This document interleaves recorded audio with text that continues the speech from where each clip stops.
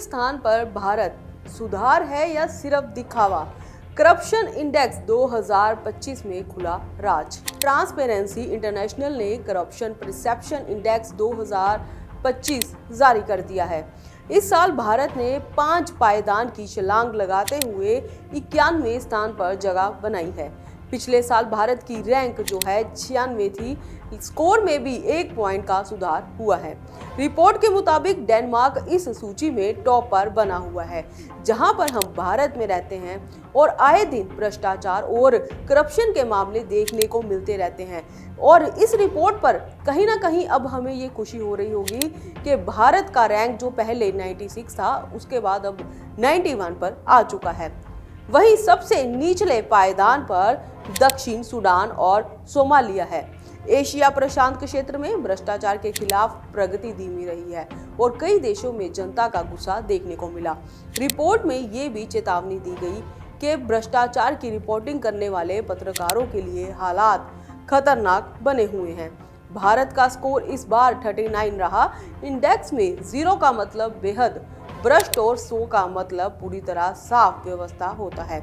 Report में कहा गया है कि भ्रष्टाचार से निपटने के लिए मजबूत नेतृत्व की कमी के कारण वैश्विक स्तर पर हालात लगातार कमजोर हो रहे हैं।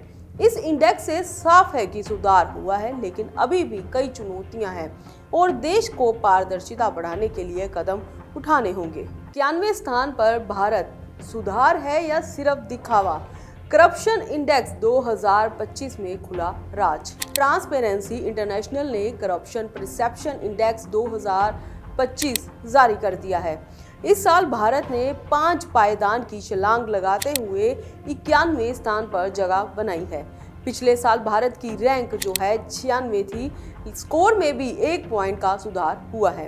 रिपोर्ट के मुताबिक डेनमार्क इस सूची में टॉप पर बना हुआ है, जहां पर हम भारत में रहते हैं और आए दिन भ्रष्टाचार और करप्शन के मामले देखने को मिलते रहते हैं।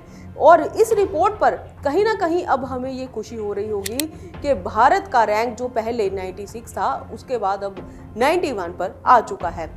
वहीं सबसे निचले पायदान पर दक्षिण सूडान और सोमालिया है। एशिया प्रशांत क्षेत्र में भ्रष्टाचार के खिलाफ प्रगति धीमी रही है और कई देशों में जनता का गुस्सा देखने को मिला।